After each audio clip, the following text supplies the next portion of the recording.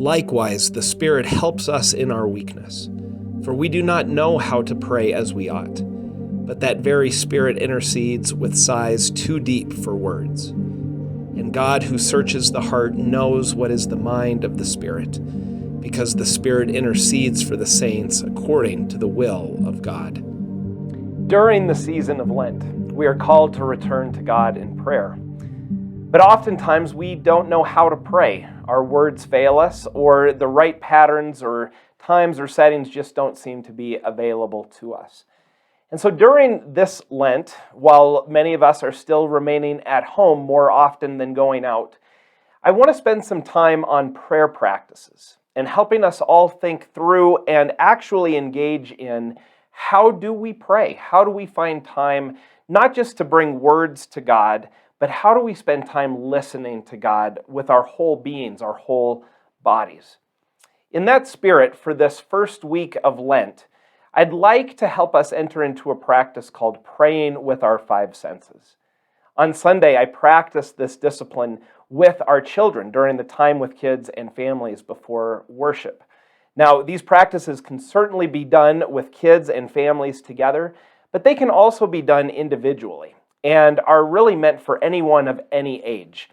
Today I'm going to teach it to you in two different ways, a very short, brief form and a more extended form, and then you can adapt and play with this in a way that becomes meaningful or impactful for you in your prayer life. So again, this practice is called praying with our five senses. The first form is going to be a brief or short form, something you can do almost instantaneously throughout your day when you might need a moment just to stop and to pause, or where perhaps you intentionally say, just for a minute, I'm going to stop and pause and pray in my day. But this prayer doesn't require any words. It simply requires us to be present to our surroundings, to be present to how the Spirit is moving around us and moving within us. And we pay attention with our senses. And so it begins like this. We start with the sense of smell or the sense of breath, and we take 3 short breaths in and out through the nose, paying attention to what we smell.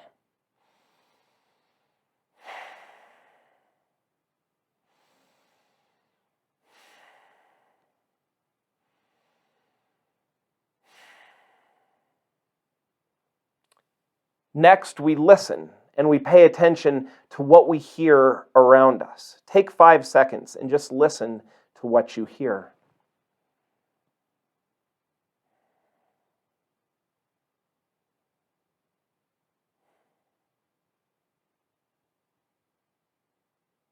Today, I simply hear the buzzing from the computer components in front of me, but pay attention to what you hear. Third, we turn to sight, and we simply look around us, and we look to see what is there. And you can just perhaps choose the first 5 things that come to mind that you see. And I can say brick wall, window, cross, table, chair. And you pay attention to your surroundings. Next, we turn to taste. Now, if you happen to have some form of drink, maybe it's coffee or tea or water or juice, or maybe a little item of food, you can take a quick bite or a quick sip and pay attention and ground yourself through what you taste, or simply just be present to what you do taste in your mouth. Perhaps are you a little bit dry and need a drink of water? Perhaps do you feel a little bit hungry and need something to eat? Pay attention to what your mouth and your sense of taste is telling you. And then finally, go to feel. And that's where you can use literally anything that is in front of you. I happen to have a bowl of water, so I'm going to feel the water that's right in front of me. But you can simply put your hands on a table. You can touch a piece of furniture or an item that is close by to you. If you happen to be outside, you could touch the ground or just move your hand through the air and feel it move. And that allows us to just be grounded through that sense of feel. That exercise takes no more than about a minute to do. And what it does is it helps draw us out of our sympathetic nervous system. So our sympathetic nervous system is what drives our fight or flight mechanism. right? You know what that feels like when our anxiety starts to go up, or you may be a little bit worried or afraid or too caught up in the busyness of the day. A practice like this helps us to ground ourselves and simply just be present where we are. It helps us to breathe and calm down that part of our nervous system that oftentimes keeps us up on edge. Now, it's not finding the right words to give to God, but it is in and through the wholeness of our being, creating space for the Spirit to speak to us and offer us God's peace in whatever may be happening during our day. So that's the brief form. Again, can be practiced at any point with just a minute or two in your day. But you can also take this practice and do it in a more contemplative sense, to be able to really set aside 10 or 15 or 20 minutes, and to be able to do this either by yourself or with your family. And it just takes a little bit more expanded period and a little bit more intention to set it up. So again, just like we did in the brief form, you would enter into that practice with your breath and taking time to smell.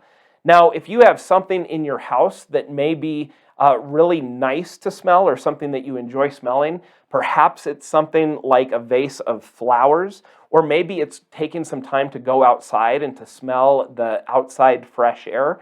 You can take a few minutes to do that, or you can simply center and allow the initial minute or two just to be a time to breathe in and to breathe out and to breathe deeply, taking deep breaths in and deep breaths out, allowing yourself to be present through that breath and through that smell. Next, you'll take some time to listen. And yes, you can listen to the silence, but you could also take time if you are with a family member, a friend, or with a group of people, to even take time to listen to one another and allow the people that you're with to share something that they may be feeling, and allow yourself the act of listening to how you feel and listening to how others feel with you. But you want to practice using your ears more than your thinking center in your brain. You really want to focus on what it is that you are hearing. So perhaps just take some time after you're done breathing and listen to what is around you. And pay attention to what it makes you feel like. So if you're in a space that's very loud, perhaps there's a lot of distractions and noise, perhaps that means that it's a good time to find another place that's a little bit more quiet. Or perhaps that noise actually helps you be a little bit more focused and grounded. Perhaps if there's just a little bit of background noise or some music that's playing. And so play with that and see what really sparks some interest and connection for you as you're listening. Now, the third is what you are looking at using your sense of sight. And more than just naming and paying attention to what's around you, I invite you, as I did with the children on Sunday, to have a piece of paper with you and some type of utensil. With the kids, we used crayons, but you could also use colored pencils. You could just simply use a pencil or a pen. You could also use things like watercolor or paints if you happen to have art supplies with you. And take time to have an object that you're really going to pay attention and look at. Perhaps it's through a window. Perhaps it's something in your house. But take some time and see if you can draw or sketch what that item is that you're looking at. And take extra time to pay attention to it. The contours of the shape, the colors, things that you may not particularly notice. And take time to truly observe it while you are looking upon it. Often in our days, we just continue to go on and just keep moving through what we need to do more than paying attention. And this takes time through our sense of sight to really pay attention to what is in front of us. The fourth thing then is the sense of taste. And more than just looking for something in the moment, you might choose a food item or a beverage that you know that you would enjoy or that you need in that moment that you're setting aside that contemplative time. For me today, I've chosen an apple. I really enjoy apple as a snack, especially in the afternoons. And so if I'm going to take a few moments to be able to be in prayer, to contemplate and to savor the moment through my senses, I'm going to choose an apple. And what I invite you to do more so than just chowing down on the apple and getting whatever food or drink that you have with you, take some moments to savor it. Allow it to just stay in your mouth and to absorb the flavors, and take a moment to actually pay attention while we eat. Oftentimes, we just eat to get the food in our bodies without enjoying the moment. In this fourth sense of taste, take a moment just to enjoy whatever it is that you are eating or drinking.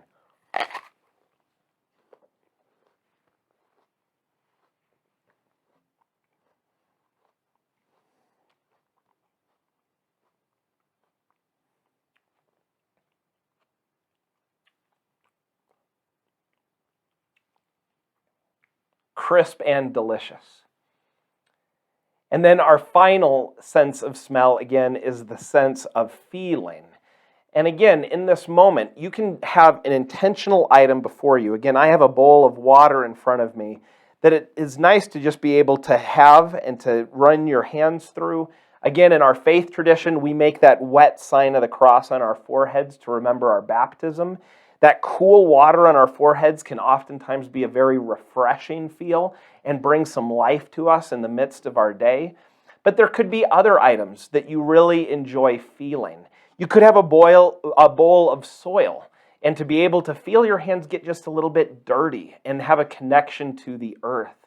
Or you could have pieces of fabric or a blanket that are with you that may bring a sense of comfort. You could even wrap yourself in a blanket if that helps you feel a little bit more of that compassion from God as it is wrapped up almost like a hug around you. There's many different things you can use that you can feel. And if you don't have anything, just take a moment and look for something that is close by to you that you maybe don't handle in your day very often. And just take a moment to feel it and be present to what it does feel like. And much like we did with our sense of sight, just observe the contours and the feeling of what is around you. And that's it. 5 senses, being fully aware through the gifts that God has given us in being able to perceive and sense the world around us. Again, it's not the words that we speak to God, but it's being fully attentive to God through who we were created to be and through the creation that is around us. These practices can be great for kids, just like adults. For many of our kids that have been spending a lot more time in front of screens and really going through a lot of emotions during this pandemic, perhaps these types of practices can help ground our children and to be attentive to the present moment as well. And if we do these practices with them, perhaps that also can build some relational connection between us and them in our prayer lives. And for our kids, it's not just about finding the words either, but it gives them a chance to fully use all those senses that are just yearning to be engaged throughout the day. So I hope and pray that this time together has given you some ideas of how you could practice a different form of prayer this week. I'd love to hear how this works for you. Please do reach out and let me know if you practice praying with your 5 senses. We can hear a little bit about those experiences. May God's peace be with you this first week of Lent.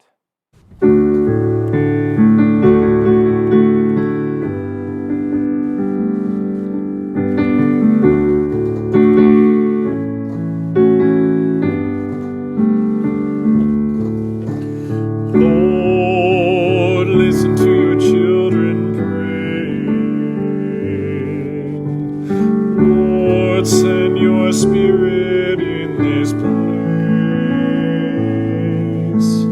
Lord, listen to your children praying. Send us love, send us power, send us grace. Lord, listen to your children praying. Lord, send